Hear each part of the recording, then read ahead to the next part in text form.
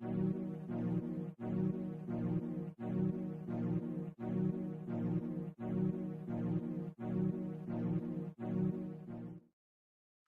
up, everybody, and welcome back into the Play the Fight Song College Football Show.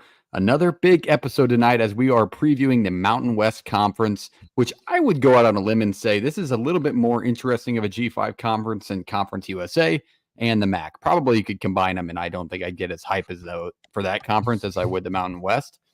We are one man down. JP took a trip out of the country for a wedding, but he will still be a part of the episode tonight. We do have previews for individual teams from him that he went above and beyond and clipped out for us. So he will be a part of the show, but the rest of the boys are here to cover the Mountain West. We're going to take you through team by team, just like last week. But Jake, how are we doing tonight? You ready to talk a few new additions to the Mountain West and a couple of de facto fandoms for us? Yeah, I'm ready to go. I'm excited. This conference, while they like to kind of kill themselves in contention for like the top G5 spots, I think talent-wise, top to bottom, this conference has got a lot of exciting guys coming back. You know, a lot of in modern day of college football, they usually the MAC and Conference USA gets poached. The Mountain West kind of held their own and kept some guys, and we're going to talk about all that. So a lot of interesting storylines. But also I have a question. A wedding on was it a Wednesday? It's in Mexico, man. Anything flies down there, I think. Yeah, everything. I mean, I think it's probably cheaper on a Wednesday than a Saturday or Friday. If anybody out there has Jordan Pierce on Snapchat, I mean, the kid's been deleting drinks. I don't know if we're going to get him back. I mean, he's just been taking requests. He has been. I don't know if they're an all-inclusive, but they're going after it. I mean, he's in the chat, so he's probably watching right now. We haven't seen a score like below a 7-2. I think he's just drinking. Like the drinks taste so good just because you're in Mexico, I think is why they're so good. That's 100% true. 100%. And if he's not at an all-inclusive, then they're $17. So you got to really, really enjoy what you're drinking. But shout out JP. We're excited to have him back next week. However, he's still going to be here. Reese, you've talked a little bit. How you doing tonight? You ready to cover the Mountain West, including Hawaii? Excited to go. Some Rainbow Warriors. And I think this school, I think you talk about this conference too, it's just more interesting because like you have the Boise State and like the Fresno State's like schools that when we were growing up watching this sport, like Wyoming, they're more of a household name that people care about, I think, than like a Toledo or some like those schools and shit like that. Miami of Ohio, yes. Those guys. I would tend to agree. Akron. Yes. Akron was just dog water in all the video games growing up, and they're just terrible. So I would agree there as well. But one thing we want to mention before we go right into the conference preview, which we are going to do, is No Rivals. Shout out to our partners at No Rivals. Shop norivals.com using the code PTFS for free shipping. We have the Legacy Collection dropping on Friday at noon Central, which is that slick black hat with the script writing, circle No Rivals logo on the side, still got the patch. It's a clean look. Make sure you get out there and purchase that hat on Friday and use the code. And when it gets in, send us a picture of it because I like to see what they look like. I'm rocking a new No Rivals cap tonight. Got the mean green, new edition, ready to build that program up here in about a month. I finally get mine because I'm coming back home this weekend to see the boys for a little bachelor party and golf outing. I believe you're referring to that this little one? nasty Oklahoma State Cowboys hockey hat right there. I don't know how many people that have one of those, but if you have one of those, take a picture of it, at me with it. That is one of the cleanest hats they have on there. I love that style. Not many have that except for you. So yes, you are close to getting it. But all right, let's go into the Mountain West Conference. We're going to lead it off with Jake. Jake is going to start us with our team-by-team previews. These are just things you need to know. Not going to go entirely in depth. We're not going to throw a ton of names at you because you're not going to remember come September, October because it's the G5. But just what you need to know about this team in case they're on a Tuesday night and you flip it on, you can have a general idea of what to expect. Then we'll give you our conference title game and title winner along with players to know at the very end. Jake, get us rolling with Colorado State. What can we expect from the Rams in 2024?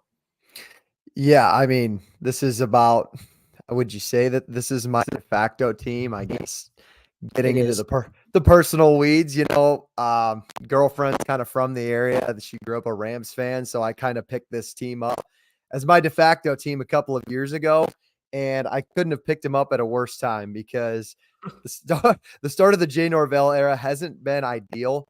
I think it's taking the right steps, but there's a lot of pressure on Jay Norvell to get the Rams going. I think They haven't made a bowl game in about 6 or 7 years. Before that, they were pretty consistent in the bowl games, and they were pretty consistent with not the top of the Mountain West, but the 6, 7, 8 win seasons. They were giving Wyoming a run for their money, but it really seems like Wyoming's kind of dominated that rivalry, at least for the last half decade. A couple of things to know about this team. I guess win or lose, they're going to be a fun team to watch. I think this is the best passing offense in the Mountain West. I think it was last year. Hawaii might have a run for their money, but at least this team can find the end zone. We'll talk about that with Hawaii here in a minute. Braden Fowler-Nicolosi, the true freshman last year, came in and I think was top 3 in passing yards last year in the conference. His issue right now is he's got to limit the turnovers. He was 22 touchdowns to 16 interceptions. I think last year everybody probably watched one Colorado State game last year because I think everybody had their eyes on that Colorado State game. Well, what did he do? He threw a pick 6 to Shiloh Sanders. It was a terrible read. I think he threw 1 or 2 more in that game. Again, got to cut down the turnovers this year. I think he's got a strong upside returning for his sophomore year. This team's got 13 starters coming back, a lot on the offense. The offensive line's got a couple of guys that everybody wants to watch out for. But the name everybody knows, I think, that everybody's pretty familiar with, Torrey Horton. This guy's a leading receiver. He could have went elsewhere. He decides to stay. Good. Yeah, we're going to name a couple of guys who could have done that as well in this conference. He's the first one, man. Biggest thing for them, he needs a Robin. If he's Batman, he needs a Robin this year. Justice Ross Simmons transfers to Syracuse. That was their number 2 option. Another guy transfers within conference to San Diego State. So if they need a number 2 option, otherwise they're just going to double Horton, and Nicolosi's going to have a tough day if that's the case. I think Jay Norvell needs 6 wins to keep his job. Yep. You got a little more grace in the G5, but I think right now, Colorado State, if you really pay attention, they've got the money in this conference. I think, Boise's another one, UNLV maybe, but this team's got money to keep players around, and I think the resources are there for Jay Norvell. So you got kind of bad luck last year. You lost on that 50. You guys remember that 55-yard bomb to Hawaii? It was like the last game of the regular season. That's what cut him away from a bowl game. So tough luck last year. You got a good squad back. You got to win 6 games. Got to. Yeah, and it was known as kind of a dirty team too. Like that Colorado game, everybody got so mad, and I didn't see him that way. I think Colorado made that. Well, that one. Blackburn will be back. That was the guy who put the hit on Hunter last year. That game's on CBS, man, in Fort Collins this year. I'm really excited for it. No homer aside, I'm really excited for that game. I think it will be a lot of fun, and it'll be good spotlight on this team. Their schedule is a little tough, though. I mean, I kind of see 3 losses within the first 6 games. Like I see the Colorado, you start at Texas. Good luck, Chuck. And then at Oregon State, which is now in the middle of your conference season. So that's not always a tough draw as well. So could be an interesting start. See how they respond. So that was a good preview. Thanks for that one, Jake. All right, moving on to a JP preview. We are going to lead JP's preview off with Air Force. JP is going to take us through the Air Force Falcons. Let's roll it. The Air Force Falcons in 2024 are going to look a little bit different than what they had. Not necessarily because they're moving away from the triple option. They're going to look different because this is one of the bigger overhauls a program like this has done. Now, when you look at service academies, usually it's rinse and repeat. You're going to have guys in that have been in the program for a while. They're not going to get transfers in. I believe after 1 or 2 years, they have the ability to transfer out of an academy without any military obligations. But we're in a spot where Air Force is in a good Mountain West, and they kind of stumbled after a quarterback injury last year, had a chance to go to Mountain West title, really stumbled down the stretch. I believe they started 7-0. Air Force in 2023 was 9-4, 5-3 in the Mountain West. Current win total sits at 6.5. Now, massive senior overhaul as I was expecting. 5 offensive linemen leave, 3 tight ends, their quarterback as well, and 8 starters on a defense that was at the top of the Mountain West a season ago. DBs are going to be the strength on the defense. This side, most of the stuff they lost was up in the front 7. As you expect, they're going to be solid. This isn't a team that's going to have a huge drop-off, seeing that their win total is now at 6.5. The rinse and repeat program, as I was talking about a little bit ago, development at the Service Academy is high. They have great coaching. They have a great program and a great culture. It's going to be a tougher year in that they're going to have to get a lot of new guys playing time. Schedule isn't too daunting, right? They get 4 of the bottom 5 teams in the Mountain West to play.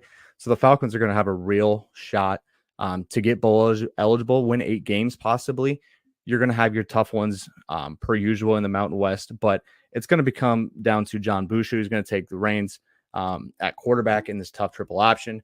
Fullback Dylan Carson, he's going to be the guy on most of the dives in these triple option offenses. Well, a lot of time what you see is guys that are fullbacks are going to be your high-end rushers. They're going to have the most carries. They're going to have the most yards usually. So Dylan Carson, guy to watch there. On the back end, I was saying the DBs are going to be the bright side of the defense. It's going to be a good defense again, I would assume, but it's going to take Jamar Bellamy and Jerome Gilliard. Those two are going to be your better defensive backs. So it's tough to say kind of where you see Air Force this year because you're going to have to wait and see. But this isn't a program I plan to see switching below 6 wins. I could see them at 7 or 8 for sure. It's going to be an interesting year. This is a program I was high on the last couple of years. This will be different. So again, big turnover for the Falcons, but I do appreciate you guys letting me jump on. As you can see, this is a little pre-recorded. Thank you for letting me touch on the Air Force Falcons. All right, there's Air Force for 2024. Obviously, there is a lot to take in there, all within a clip that we don't get to bounce off each other. But I think you hit the gist of it. It's hard to realize that these Air Force academies don't get to use the transfer portal. So the service academies. I'm sorry, yeah. No, you're good. But yeah, they don't get to use them. And it's so different than the rest of the G5 programs that have guys constantly in and out of there because if they have a good season, they're probably going to play Power 4 ball somewhere. But he gave you – go ahead. Well, I was just going to say to that point, I mean, like their quarterback Boucher goes down last year and the whole season went to crap. So It just shows like the depth is imperative. And like he said, there's not a lot returning this year, but I don't know. You kind of just trust Calhoun in that 17 years of being here. He's going to have guys ready for this, but they literally, besides Boucher, they don't have much coming back at all. But you still expect Air Force to always get 7 wins or be solid, you know?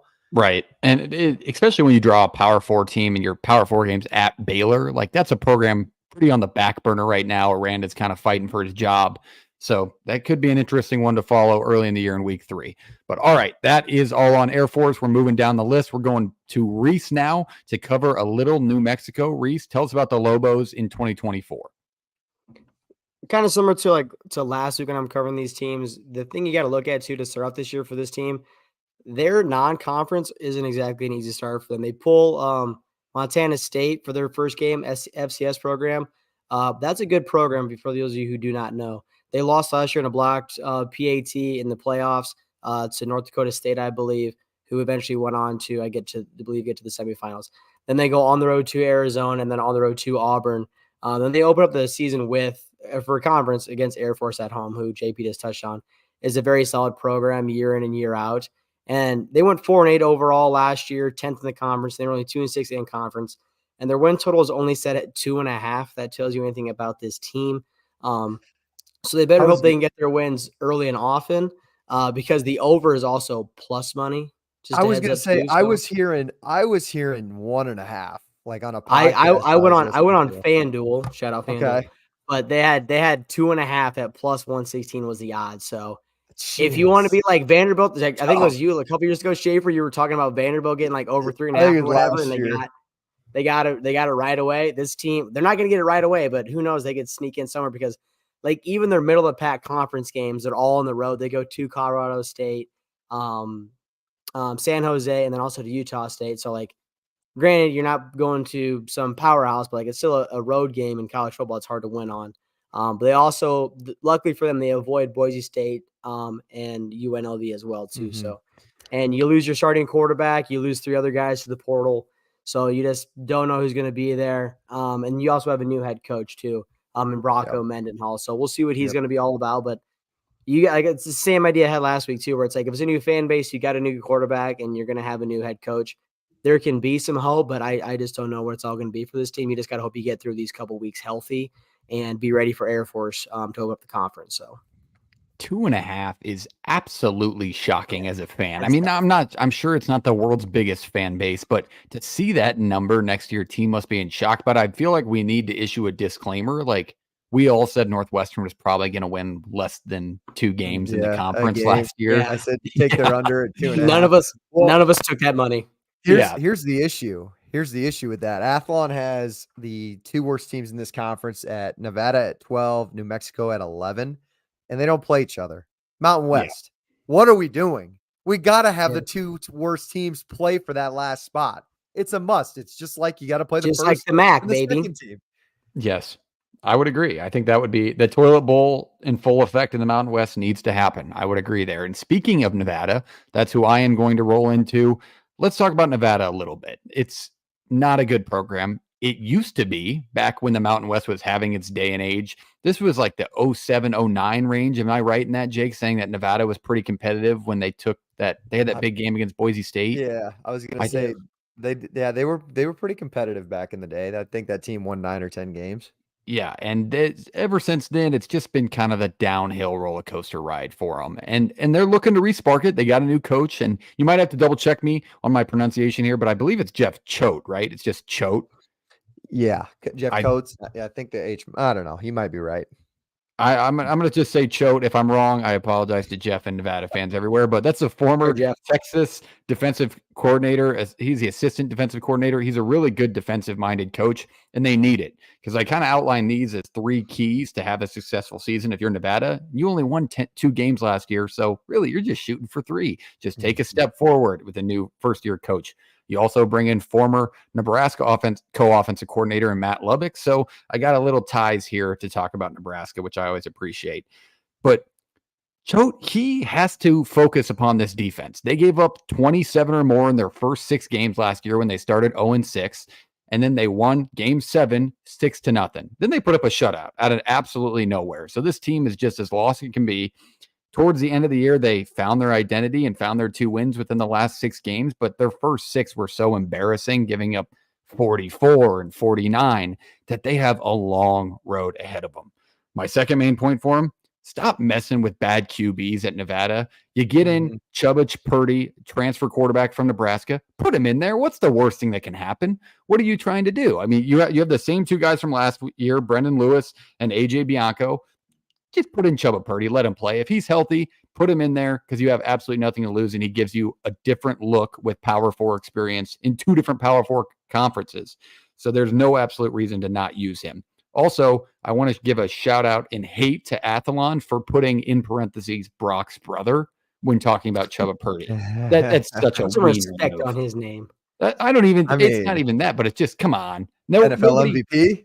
You kidding me? No, it's not. I feel bad for Chubba in that instance, honestly. Nobody wants to be known as Brock's brother. You know what the craziest part is Chubba was higher recruit than Brock was out of high school. I'm pretty sure he was a 4-star and committed to Florida State before transferring to Nebraska. So kind of crazy there.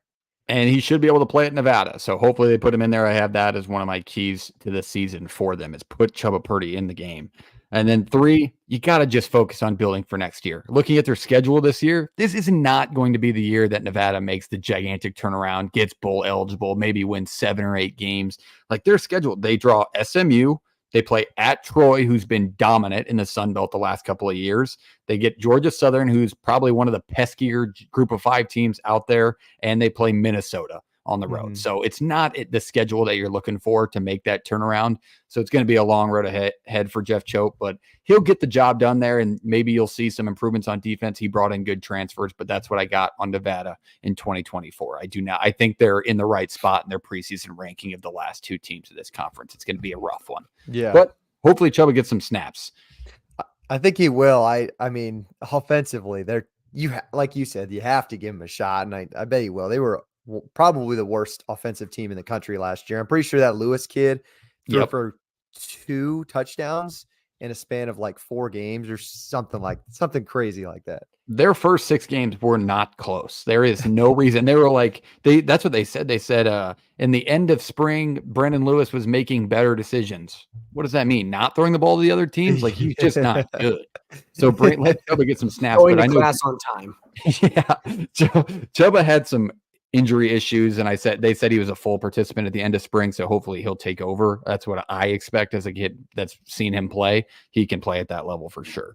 But all right, let's move down the line. We're going to the next team. Jake is taking us through Boise State. This is obviously a very important one. picked to win the conference, picked by a lot of experts to make the college football playoff, and a de facto team for, I think, every 12-year-old in us from those days. So, Jake, talk to us about Boise State in 2024. Yeah, in this case, I don't think we're saving the best for last. Top to bottom roster-wise, this is probably the most talented roster in the G5. Everybody knows about Ashton Jeanty, their star running back, how they kept him out of the portal. Some people regard him as the best running back in all of college football.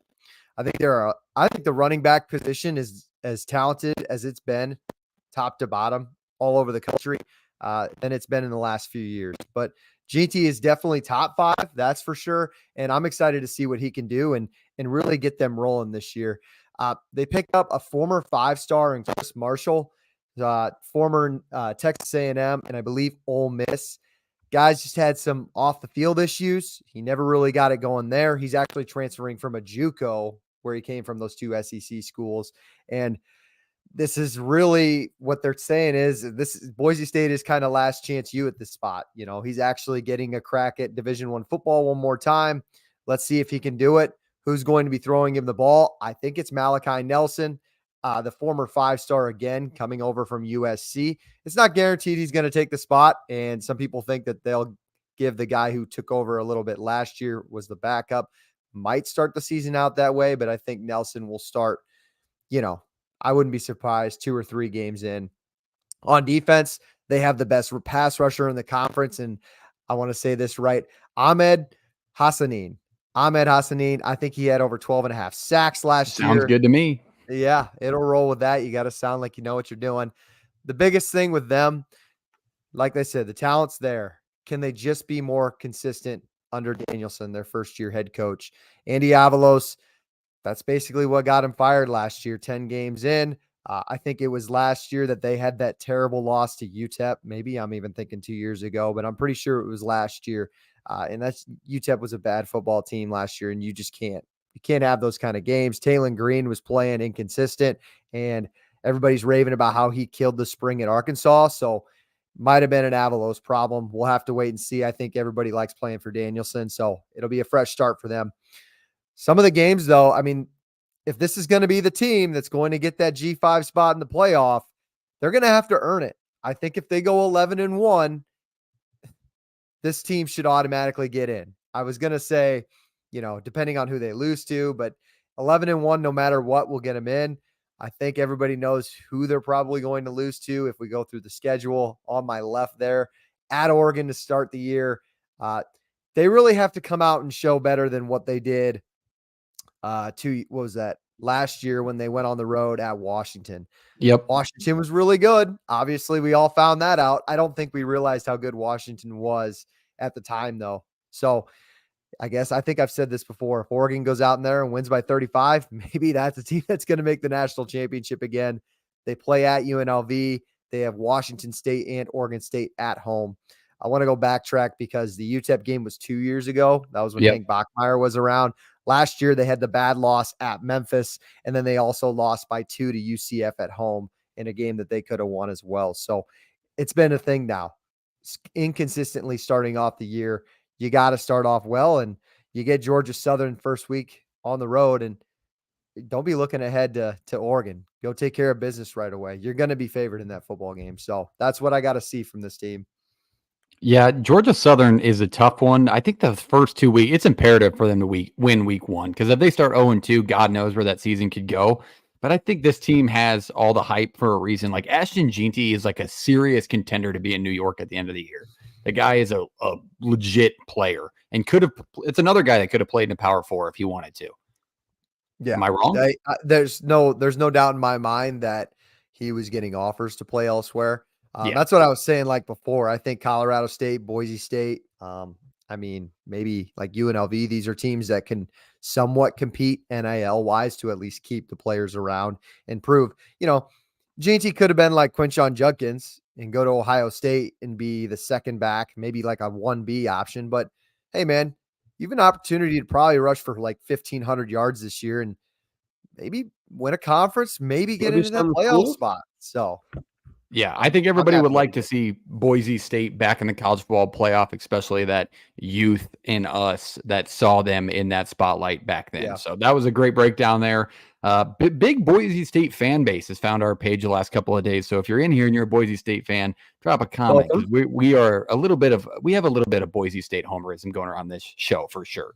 But all right, we are moving on to the next team. We are going back to a JP clip. He is going to talk about the Wyoming Cowboys in 2024.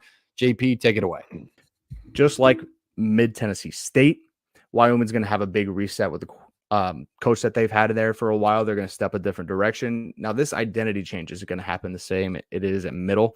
But Craig Bull steps down. Jay Saville steps in, and he is going to make this a little more of a balanced attack, find a way to not just be so run heavy, really play crazy field position football. That's kind of been Wyoming's identity for the last 10 years. They still want to run the football. They're still going to have that be the focus of the team, and they have no reason to step away from it with a guy like Harrison Whaley, who's probably going to be all Mountain West right beside Ashton Jeanty of Boise State. It's a very, very veteran team. They just don't have the star power at other skill positions. Like Harrison Whaley is going to have to cover a lot of the workload, but Evan Svoboda is going to have to step in after Peasley leaves. He's a little better thrower than Peasley was, not quite the runner. But if you can get a way to stretch the field a little more with this offense, I think there's big chances that you can make Wyoming a better team and a better program down the road. 6 offensive return and 7 defensive starters. Now the defense is going to be solid once again. We're going to have to see how good it is compared to a year ago. That'll be something to pay attention to, but I don't expect this team to change too much in their identity and what they do. Maybe a little more 50-50, maybe 60-40 to the throw, but the big plays are going to come through Harrison Whaley in the backfield. Can you get the chuck plays that I was talking about? If Svoboda is the guy and he really turns out to be just a top end guy, super accurate, they're not going to ask you to be a world beater at Wyoming, but if you can deliver 65-70% completion percentage, don't turn the ball over, that's everything and more for a program like this. A team that you usually see around the top of the Mountain West, a win total at 6.5. Currently, they went 9-4 a season ago, 6.5, and they're going to get, they're going to play Boise State. They're going to play Colorado State. They're going to have to win some bigger games to have a shot to get into the Mountain West title. Maybe that's a year or two away, but I think with this transition, it is something to really pay attention to. So Wyoming will be a ton of fun to watch. New coach, same identity, maybe a little more opportunities to grab chunk plays and be a little more explosive, but this is still a team that's going to play good defense and have elite running backs in the backfield. So that's the Wyoming Cowboys for 2024. All right, there it is on Wyoming in 2024. Obviously, a lot of information there, but Wyoming's another one that has a bigger fan base for a group of 5 school. JP got to visit there last summer, so it was only fitting that he got to preview them for the upcoming year. Anybody else have anything on Wyoming other than, I know our uniform video has been blowing up on YouTube, rebrand coming, but what do you think of Jay's first year out there? Do you think Wyoming's going to have a good season? Yeah, I think they're trying to implement what Craig Bull handed to Jay Saville. Like, I really do think that. And JP said his name 100 times, but I think it's appropriate because the Whaley kid, you're going to have to give him the ball. I think he rushed for 950 yards last year. He's going to get to that 1,000-yard mark if he stays injury free. I think he's got that capability. You're not going to change in identity with Wyoming. I think it's going to look like every Wyoming team we see. I did hear Evan Svoboda, their quarterback, like Josh Allen comps, because he's 6'4", I think I'm going to look right here. 6'4", 245. Massive fridge. kid. Big boy. The Peasley kid last year, he was sneaky. He was like a shorter kid, but he was quick on his feet. I'm interested to watch this Svoboda kid and see, and like, he's not going to be Josh Allen, and I'm guaranteeing he's slower than Josh Allen. But if he plays up to his size, yeah, I think this team could get to the win total of 6.5. Play BYU at home, by the way. Yes, with the bottom half of this conference too, you got to be able to put up some numbers against some of these teams that they drew. So Wyoming will be a fun one to follow. But all right, moving down the list, let's go back to Reese. Reese is going to talk to us another team in the top half. We're going to talk through the San Jose State Spartans. Reese, take us through them. Well, everybody remembers them last year as a very fun team. Opened up the year at USC, had a hell of a quarterback. But this year, unfortunately, lost a lot of those guys. Win total right now is set at 4.5. You can take the over at -115. Similar to a team I talked about before, they open up with conference at Air Force. But fortunately, their only other tough road game in conference is going to be at Fresno State. They catch UNLV, Boise State, and Wyoming all at home, and they also end the season with 3 games all at home too. So who knows? Like they could break that 4.5 easy. You get those games at home, catch teams on the back half. You get guys out as long as they can stay healthy. And looking at who their starter is going to be week 1, he had to replace Cordero, I believe was his name, from last season, who accounted for over 2,700 yards and 20 touchdowns. So those are big shoes to step into. They got a guy by the name of Jay Butterfield, previous Oregon commit, who's going to be stepping into those. And they also got to replace their top 2 running backs from last season, who accounted for 85% of their rushing yards and also 27 of their rushing touchdowns too. That's pretty much all of your offense you got to replace right there. So if they can find a way to do that with their new head coach, Ken Niumatalolo. There you go. I was wondering if we were going to get it. On that. Shout out to whoever put the mnemonics in there, or however the hell whatever that word is. The pronunciation? Well, yeah, but like, when you like, whatever. Whatever. But he's got to replace the shoes of their old head coach, Brent Brennan, who they haven't had a head coach there with a winning percentage over 50% since 1991, if anybody out there is keeping track of that at all. But Brent Brennan was a Mountain West Coach of the Year in 2020 when that whole COVID thing happened. So I think in recent memory, people can remember San Jose State is a pretty competitive team. So this year's going to be a little tougher sledding for them because of how much offense they have to replace. But if you can get a quarterback in there who can take care of the ball, you can get guys in there to take care of the ball and just be able to play a little bit of defense. If your offense is going to score points, they can be just fine. But we'll see what the new head coach and quarterback can do this season. I can't believe nobody chirped me before we let Reese go on that tangent, but I definitely said a team that's picked towards the top half of this conference just off my sole memory of like, this is a team that won 6 games in the Mountain West last year. And I feel like it's a team that always has that gritty middle of the season run where they rattle off like 4 or 5 in a row. So that win total seems extremely low to me, but I get it. First year head coach, but what the hell am I thinking? Well, Brent Brennan did such an underrated job. Like he made San Jose State a competitive team in this conference and in like college football in general. Reese, you said it. Nobody had a winning percentage above 500 before he steps in. Niumatalolo didn't end great at Navy. I think had 3 straight losing seasons before he got fired. I think it's got to be a disclaimer, even though it's been said, no, he's not running the triple option at San Jose State. I think it's Craig Sturtzman's the new offensive coordinator. He's calling it like the spread and shoot or something like that. I need to read over that again. He said they're calling, here we go. The spread and shred. That's what he's calling their new offense. Sounds better. Oh, the receivers that's like the one group that's coming back for this offense. So yeah, the Butterfield kid better be ready to throw it 45 times a game. So it's going to be a completely revamped team.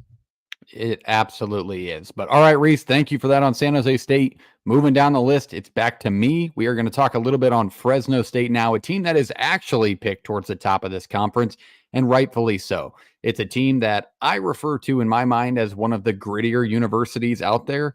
It's always a team that's dogfighting with Power 4 teams at the beginning of the year, maybe beating them, and then competing in games late in the year that they probably shouldn't as well. I mean, you look at take a look at last year. They rattle off a win at Purdue to open the season. Then they go to Arizona State and blank the Sun Devils 29-0. That's just kind of the team they are, man. And my 3 keys this year for Jeff Tedford, who they're kind of talking about maybe retiring here soon, so you could have a different conversation next year. But you're coming off a 9-4 year. And a lot of it's on the back of Mikey Keene. Mikey Keene, who we're going to go into depth of his statistics last year. You get him back, which is huge. It's what this team needed, but you got to keep him healthy because you do have a couple of dogfights toward the beginning of this year's schedule. As long as he stays healthy, you should be competitive. Looking at Keene, he is a former UCF quarterback. He transfers into Fresno State, and he throws for 24 touchdowns and almost 3,000 yards last year. He had almost a 70% completion rate. He finished with 67%, I believe. He's got to stay healthy. He's like what he puts his team on his back, man. I mean, this is a really, really good quarterback at a school who's got a chance to make some noise with some teams that are competing for a college football playoff bid. So Fresno State's definitely somebody to watch alone for that reason. Second point, dude, you gave up 30 points a game last year 6 times. that's kind of why you were where you were last year. Your 4 games that you lost, a lot of the time was on the back of your defense. You always got the points in your favor, but if you give up 30, it's tough to compete in any league, especially in the Mountain West. We brought in 2 USC transfers on the defensive side of the ball that should make an impact and help there, but that's going to be imperative to the success of their season. And then the last point, you open at Michigan. You have a chance to make some noise. I mean, I'm not saying go into the big house and beating the defending national champion, but competing will do a lot for this team. I think being yourself after you go to the big house and most likely get beat, you're probably going to be a 2 or 3 score underdog, no matter who's playing quarterback, if it's Alex Orji or somebody else for the Wolverines, you're probably going to get beat. But as long as you're competitive in that game, it could do a lot for your season. So I think to just be yourself and be the program that Fresno State is after that will be imperative to their long-term success. And I do think they'll find that later in the year anyway.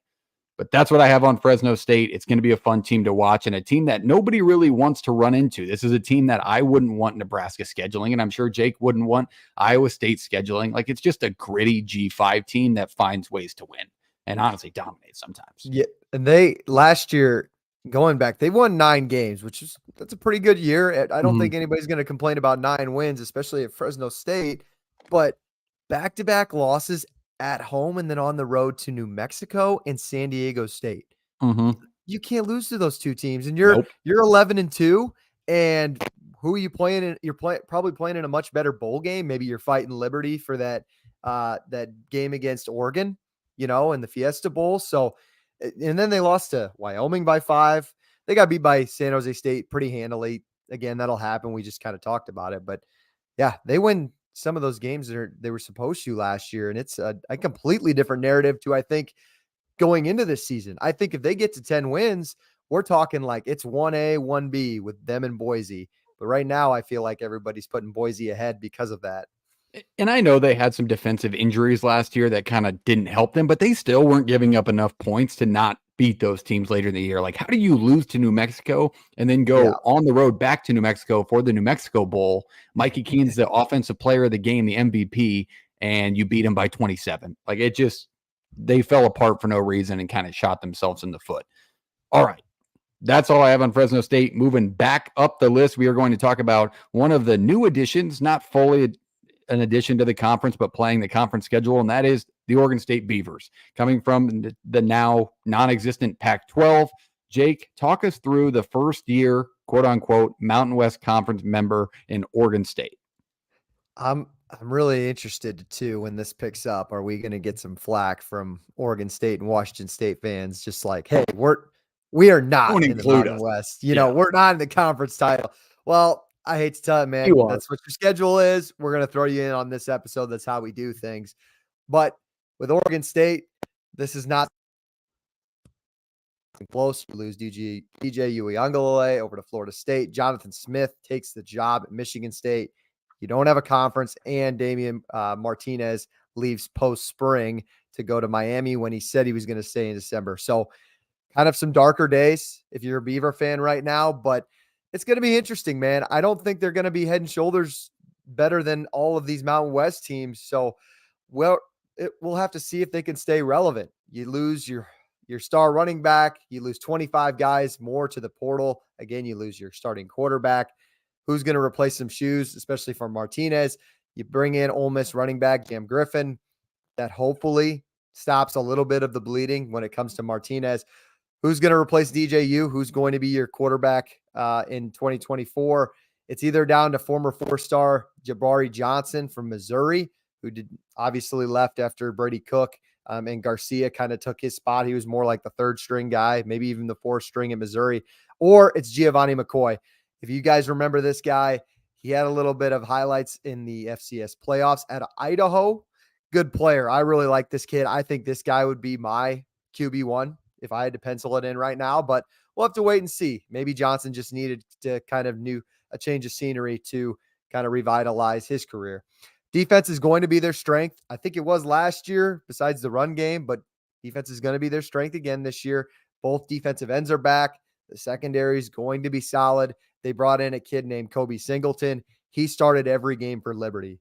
So he's taken a little bit of a step up, but I think that's a guy that you got that's really going to turn some heads. And I think the defense is going to be, I'm not saying better than last year, but it's going to be similar. It's just a matter of, I mean, what are we going to get out of the offense this year? And they bring in Trent Bray. He was on the coaching staff last year to kind of hold that camaraderie together for those who did stay. So I think you're going to have to just take your lumps in year one if you are an Oregon State fan, and just go back to the drawing table next year and talk about it again. So, and they do have some Power 4 opponents out there. They play Oregon. That's a protected Yep. one, so they will play that again. They'll play the Civil War.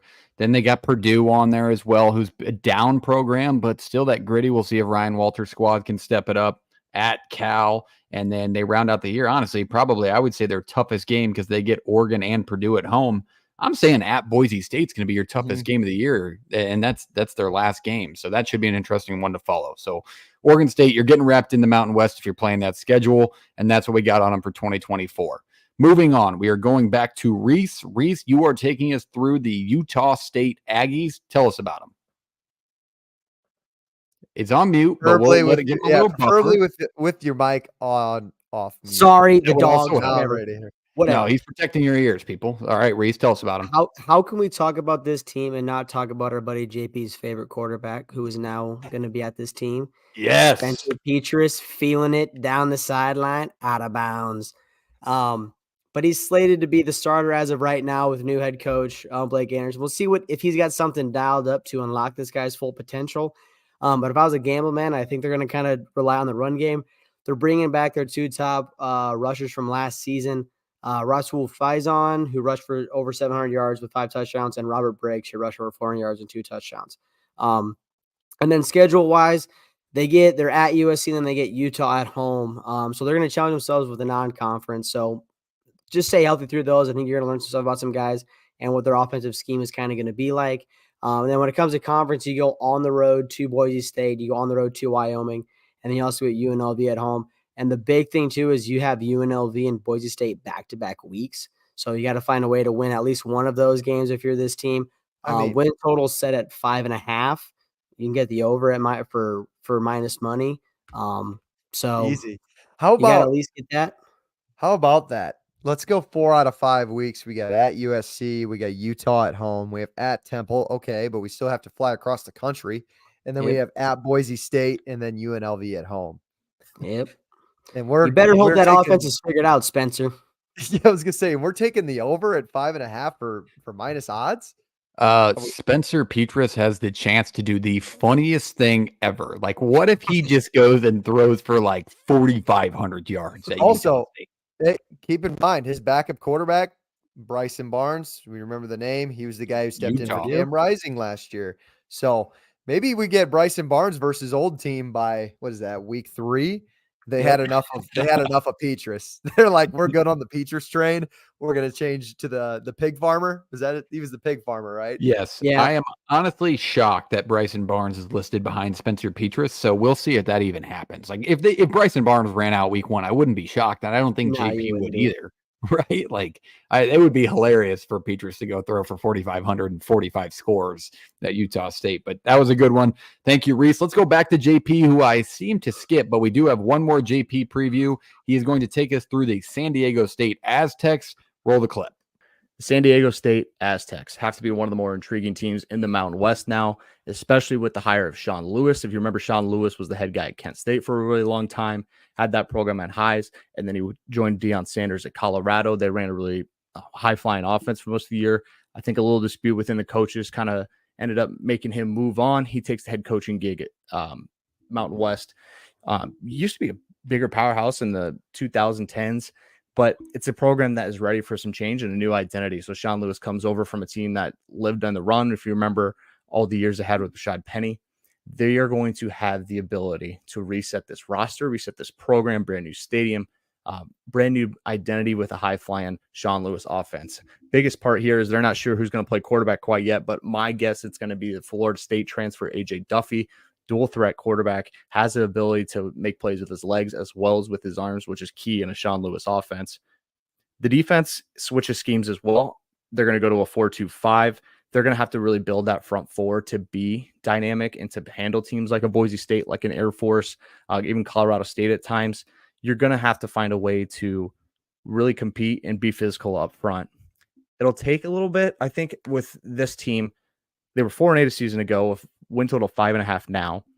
It's going to take 2 or 3 years for Sean Lewis to really get his foot stamped on this program and make it move forward, but he's going to be able to use the transfer portal to his advantage. I can see this being a destination for a lot of guys, from Power 4 fallbacks to guys at lower schools that are going to jump up and really make an impact for an Aztecs team that is very excited about the future and that the hire that they made. So how are you going to make things happen within the Mountain West with Sean Lewis?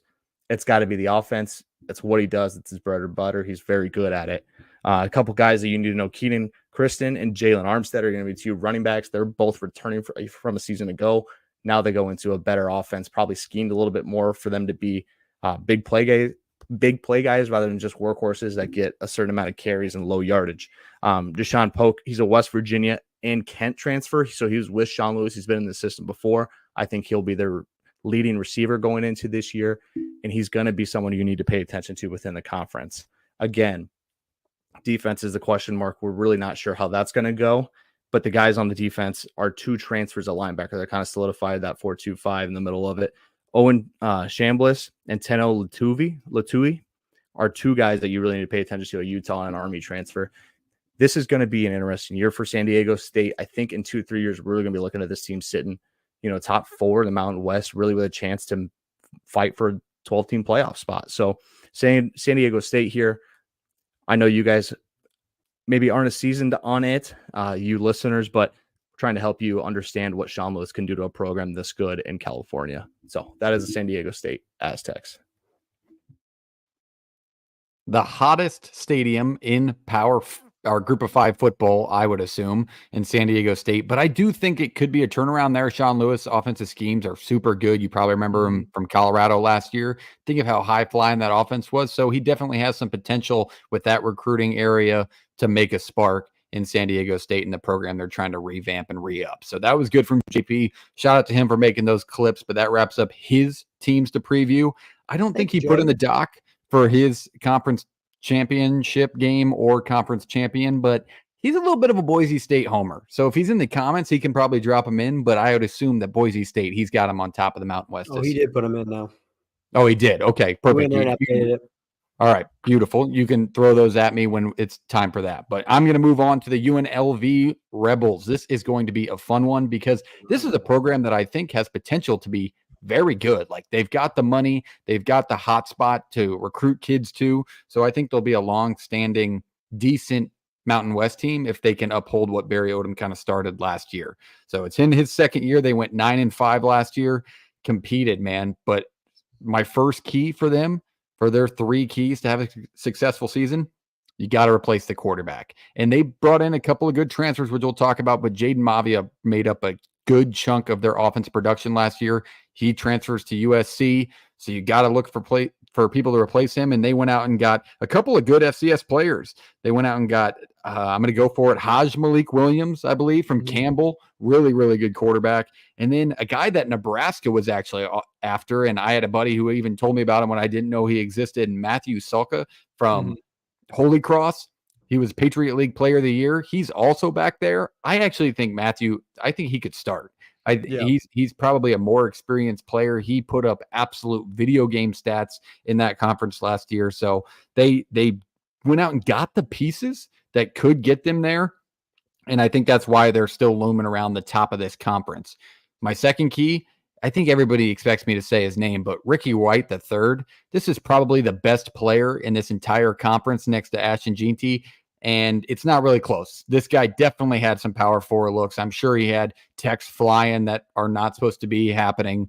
But it's a guy I was honestly shocked that didn't leave the program. He's pretty good, man. You have to put emphasis on getting him the ball, no matter who you put at quarterback. So get Ricky White in the mix, and I think they'll have some success again in this conference. And they're picked towards the top for a reason, and they bring in talent on the offensive side.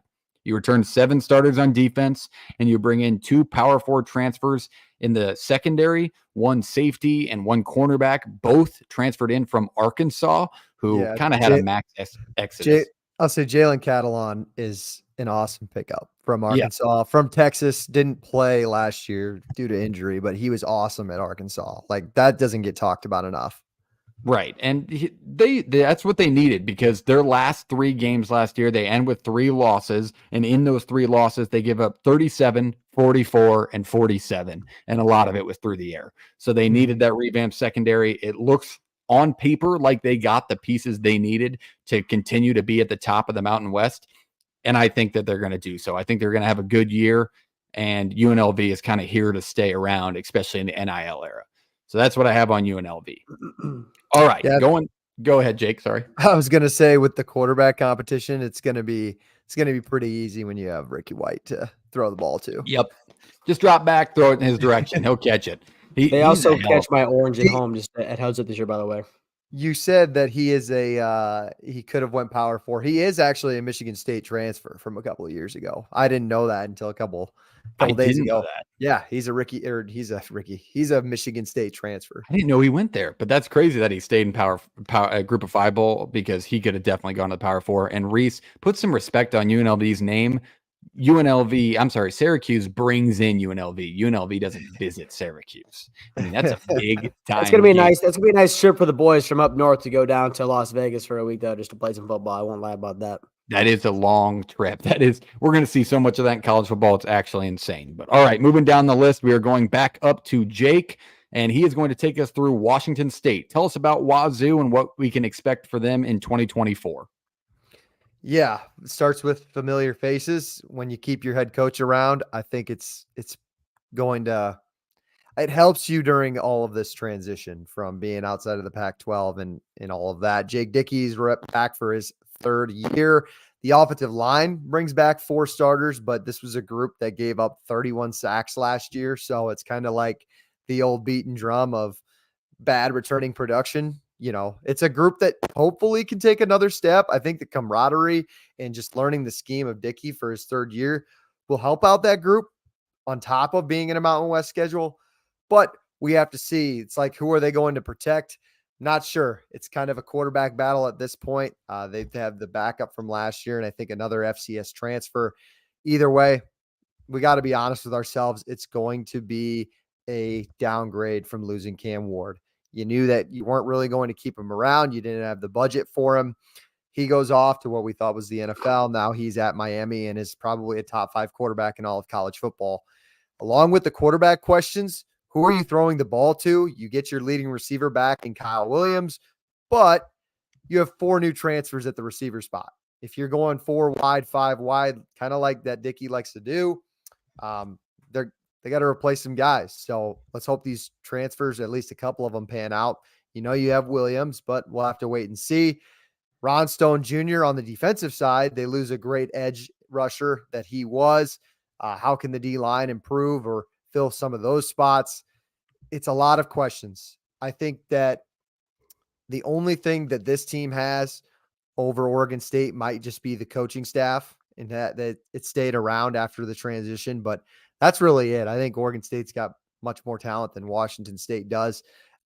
Schedule-wise, you go at Boise, you go at Fresno, you have Washington, and I believe a neutral site game at Lilly Field.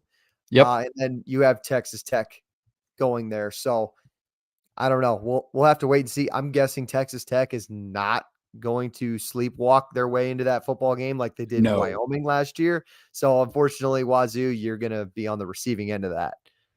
Yeah, Texas Tech is another team that I don't know, man. They just, something about them. They just interest me in that new Big 12. So we'll get into Texas Tech during the Big 12 preview, but that is an absolute dogfight that will be. All right, we got one team left before we give you our conference title predictions and picks. Reese is taking us through Hawaii. Take us through the Hawaii Rainbow Warriors to round out Mountain West. So the one thing that you got to know about this team, their quarterback, Braden Shager. Last season, caught my eye. Last season, I think we all remember that Vanderbilt game that opened the year at Vanderbilt when they had half the stadium that was being worked on. But they had to shit it out there. Basically, head coach Timmy Chang just gave him kind of the keys to the kingdom last year, and he's back again this season. Second team, preseason all-conference. The problem is he's got to be able to not turn the ball over. They were -10 last year for a turnover ratio. But he threw 26 touchdowns and 14 interceptions, threw over 3,500 yards. So I think he's going to give him kind of the keys again to the kingdom to see what he can do. The problem is that offensive line was atrocious. They gave up 39 sacks last year, and they only averaged 75 rushing yards per game last year with 6 touchdowns total on the year. So what are they going to be able to protect him better? Because he's a hell of a quarterback. But if you're running for your life out there, you're going to be making some inadvertent throws into some double coverages or just not getting proper reads off. So he's going to be a big key for this team this year. And then when you dive into their schedule, when they went to their non-conference, they didn't really go the easiest route. I mean, they scheduled the Delaware State, UNI, who shout out the boys from Cedar Falls. You had to go play in Hawaii this year for a 2 football game. FCS. Good for you guys. Scheduled on your schedule. It's just to start off, crazy. yeah.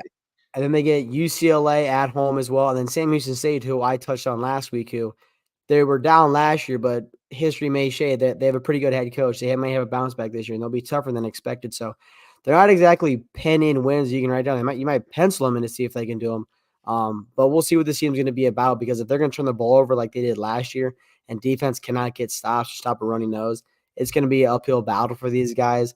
One bonus from them is they do have because they're in Hawaii too for traveling is just big, but no back-to-back weeks on the road too is big for them as well too. So getting guys proper rest and like that. And they're over-under set at 4.5 right now. The over is -162. I don't hate that because you also end the year with New Mexico at home. So if you're sitting at 4 or maybe even 5 at that spot, you think you're going to be able to get that game at the end of the year. 4.5. This might be one of my favorite over-unders. I mean, you gotta win these games. Delaware State, Northern Iowa at Sam Houston and New Mexico. I mean, you're basically playing 4 FCS schools. Honestly, one of the biggest crimes in college football was Hawaii stopping playing at Aloha Stadium. Obviously, that stadium is no longer in existence and of use, but that was so much better. That new stadium that they built, it's not even a home field advantage, man. There's like, it holds like, if it looks like a high school stadium. There are high school stadiums in Texas 10 times the size of it. So I hope Hawaii somehow fights their way back into the national spotlight. But that's a place I got to visit last year, and it's beautiful. I don't know how you couldn't recruit there. I think they have an account out there for their director of football recruiting. What a job. What a job. Can you imagine bringing in kids and being like, yeah, man, do you want this? And it's hard to say no to that. It's probably not a stable job with the history that Hawaii's had recently. I mean, a lot of turnover. I'm sure your job doesn't feel that secure. They're trying to reignite the Colt Brennan RIP spike so hard. They've just been rotating through coaches like Nebraska. So shout out to Hawaii. I hope they have a good year, but thank you for that preview. And that wraps up all of the individual team previews for the Mountain West. Let's go into the grand scheme of things now, and let's talk conference title game. Let's lead it off with Jake. Jake, who do you have in the conference title, and who do you have winning it in 2024? This is probably going to be a theme for all of my conference picks going forward for the rest of the year, but give me guys who A, are really talented, and B, have just seasoned veterans at quarterback. So I'm going to go for Fresno State and Boise State. I think that this is just with Mikey Keene, he's probably a first team all Mountain West guy. If Malachi Nelson has the year he's supposed to, maybe he gives him a run for his money. But yeah, man, I'm going with the most talented team in Boise State, and I'm going with the seasoned veteran and Mikey Keene and Fresno State Bulldogs. Give me Boise State. I'm a little skeptical just because this conference, like I said in the beginning of the show, it just always seems to shoot each other in the foot, and they can't push each other forward. They're always beating each other, and this is the year that I think UNLV is really good. I think Fresno State's really good. I think Boise's good. There's some other teams. I think these are teams that could give them a run for that G5 spot, but they can't all just beat each other. I got to see it. Hopefully Boise State can do it this year. Broncos are my favorite. Okay, I'll take that answer. It's off the chalk pick because it is an expected UNLV and Boise State title game. Reese, down to you. Who do you got in this one? I like Sherwood's idea. I'm going to take Boise State to win it. I'm also going to have them going up against UNLV. I like your idea for Fresno State shape, but I think UNLV just going to be a little bit more exciting. You have, preseason first team all conference wideout Ricky White that Parks talked about before. You got guys there who I think are going to be able to have a dynamic offense, and make it a little more exciting out there. It's just what is that defense going to be able to do to help out that offense? I don't mind the Rebels thinking they can make a shot. The schedule kind of helps them out there in some spots as well too. So I'll take them and go up against the Broncos. I just want the Broncos. We talk about that homerism. I just think it'd be a hell of a lot of fun to see the Broncos in this 12-team playoff, even though they're going to get the 5 seed, who's probably like going to be more like can be the 2 or the 3 or whatever, and maybe get housed. But I want to see Boise State back to what they were when we were younger. I love that. And I'm going to absolutely piggyback on you with that pick. I'm going to go UNLV and Boise State in the conference championship game, and I'm taking Boise State to win it. I think UNLV did enough when it came to replacing their bigger spots. Is it tough to say right now that Matthew Sulka or Haj Malik Williams can fill the shoes that Jaden Mavia filled of a program that was as lost as could be before last year? Yes, it's tough to say that, but I think they're capable of doing it, and I think this is the year they can do it with the schedule that they have. So give me that conference championship game, but I do think Boise State wins it. They're just too talented across the board. So give me the Broncos to make the run to the college football playoff, pending if they can compete and show something against Oregon. I think competing in that game is as important as, just don't get beat by 40, because then you're going to create the narrative when you get into it with a 12-0 Liberty that you shouldn't get that bid. All right. Did we get JP's pick in the doc? No, we did not. We just have we have his champ. We don't know who he's playing though. Actually, he just updated Boise. He said he Boise just State texted me. UNLV. He has New Mexico versus Nevada is what he texted me. Yeah, that sounds about right. Think he's New Mexico? He's Wyoming versus New Mexico. He would pick that. We could say with that. He would pick Wyoming in there just to see it happen. But if we're going off his homerism, we'd say Wyoming and Boise State. But what did he put in there? He did update it. He said Boise State and UNLV as well, and he's got Boise State as his champ. All right. I love it. So 3 against 1. Fresno State came from Jake. So that will be a fun one. I don't know what that text said that just popped through, but I'm not going to read it on a live here. But all right, going on to players to watch within the Mountain West. Let's throw it back to Jake. Jake, give us one, none of your 1A, 1B bull crap, and of players to watch. You better throw it back to me for a second guy then. I'll start with one. I don't think JP highlighted him. San Diego State has a ton of good running backs, but one they just recently picked up as late of April, I think, is Marquise Cooper. And I hope I pronounced that name right. Marquise Cooper, he was the running back at Ball State. This guy rushed for over 3,000 yards in his career at Ball State. He rushed for 1,000 yards 3 straight years. This is a guy who's really productive. I think he's going to fit right into that offense with the loaded running back room at San Diego State. And that was one of the more underrated pickups to this conference. And there's another guy at San Diego State we can get to later, but just a very underrated pickup, I think, that we need to all watch out for. All right. I like that one. Let's go down to Reese. Reese, give us your player to watch. I already talked about him, but Braden Shager, he's the dude. Preseason, like I said, preseason second teamer. Threw for over 3,500 yards last year, 62%. Led the Mountain West in passing touchdowns and also points responsible for. And they were number 2 in total offense for the entire conference as well, too. So, like I said before, he's going to be given the keys to the kingdom. It's going to be what can they do to help him out this year and protect him and get guys open and have Timmy Chang be the guy to help him out this year. Keys to the house, keys to the car. Keys to the kingdom. Keys to the kingdom. Keys to the kingdom, dude. That's what I've never heard keys to the house or a you car. Never heard that? Yeah, I'd say it's keys to the keys kingdom. To the car? Keys to the car. You drive the offense. You're driving the. I've never. Keys to the kingdom, dude. Yeah, it's keys of the kingdom for sure. Right. I'm on track. What about shit was laughing at me? All right, I'll give my player to watch.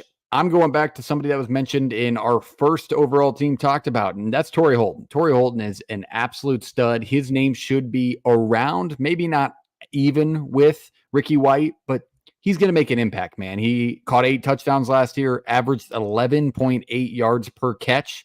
A guy that, I don't know if you mentioned this, Jake, you probably did, but it's a Nevada transfer. He played in Nevada 2020 to 2022. Yes, exactly. And then he goes on to Colorado State, and now he's kind of a name that stands out in this conference. And I definitely think it's a guy you need to keep tabs on this year in the Mountain West. So that is my player to watch.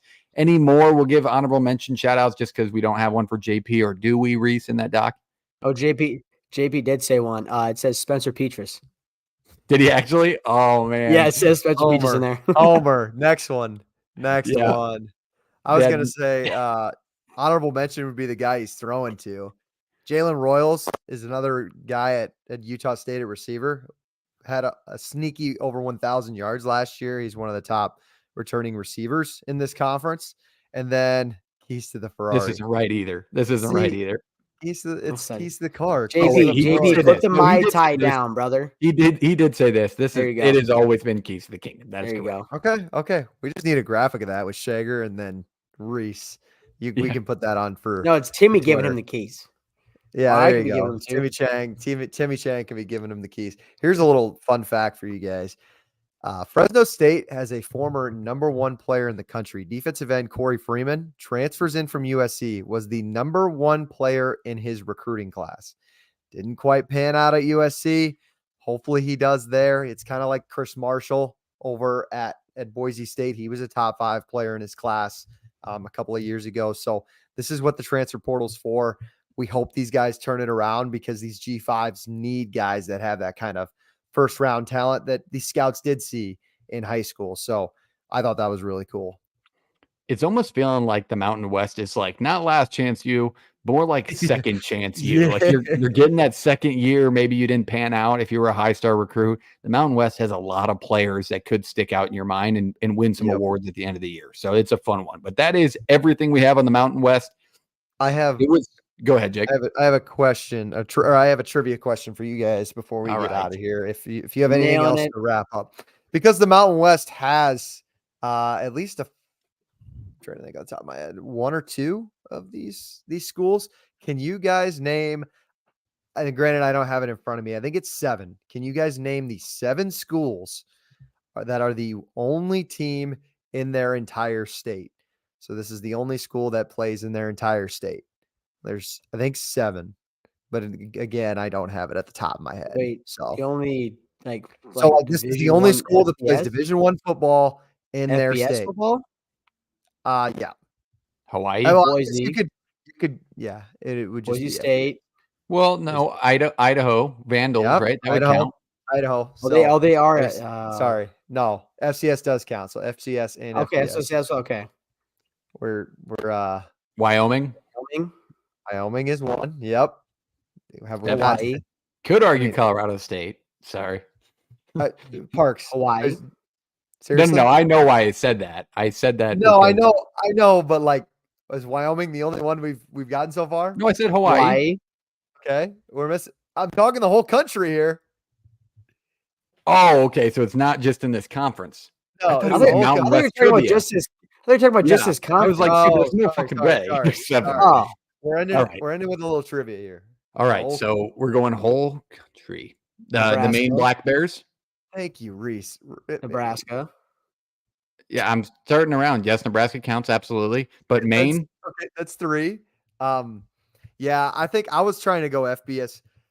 When I saw this on a map, here's another one: Rutgers, New Jersey. So that was 4. Penn State. UConn. I think Penn State. UPenn, I guess, consider it. No, UPenn. No, I think Penn State counted for what UConn? Yes, UConn. Maryland. Yeah. Right. Unless you count UMBC. Yeah. No, Maryland counts. Maryland does count. I think Boise counts too, if we're going just FBS school. So Boise would count. Okay. Yeah, that's a big difference. See, you could still argue Colorado State. Minnesota. Then Delaware now, yeah. Yes, Minnesota is definitely 1. Across the borderline, Wisconsin. Yes. So what do we have? I think we need more than 7. Yeah, I don't remember. I don't remember if it was just 7, but these are like majority like Big Ten schools. If you're gonna ask a trivia question, you gotta know the answer. I know. I kind of. Now we're just spitballing. Yeah, that's what we're here for. We're trying to spitball. Well, see, because we're doing FBS, wouldn't Delaware now be 1? Yeah, see, now we're trying to change the rules. We're going FCS. I know, but they're going to be FBS. It's a good point. I guess there you go. There you go. We'll count it then. They are an FBS. They will be an FBS school. There you go. Good poll, Reese. That's a good poll. I think that's it. I think we named more than 7, and we definitely beat the question. Yeah. It is bad luck I didn't say Nebraska, but I was fully thinking you meant just in the Mountain West. I was looking at the list of teams, and I was like, there's no way that 7 of these teams are – I mean, shit. There's no way. There's 6 teams in California alone. Missouri. Well, I guess Missouri won't be anymore, but Missouri. Correct. Well, Arkansas. Yes. Nope. Arkansas State. Nope. Arkansas State's there. I got Arkansas State. Sorry, Arkansas State fans. Yeah, definitely I not think that's it. Alabama. I think that Yeah. is it from what I've. Right. All right, I think we got it. But that's everything we have on the Mountain West plus spitballing teams. But this was a fun one. We covered every team individually. This will be on our YouTube if you want to clip it out. Speaking of our YouTube, go to it, hit the subscribe button. Let's get to 500 before college football starts. We're just over 300 right now. Let's get to 500 before the season starts. You have the power. What should they do, Reese? Like, comment, subscribe. Do all of those things. Hit up No Rivals, shop norivals.com. The Legacy Collection drops at noon Central on Friday. That's big news. Use code PTFS, buy those hats, get ready for your college football 25 experience as a head coach. They're adding teams. I will tease and say one of the teams they're adding has a national championship within the last 15 years. So look it up and see if you can make the guess, but that is coming soon. But we will talk to you next week. We'll have another conference preview loaded. JP should be back, and we will be ready to roll. Jake, take us away. The boys are getting back together again. So play it.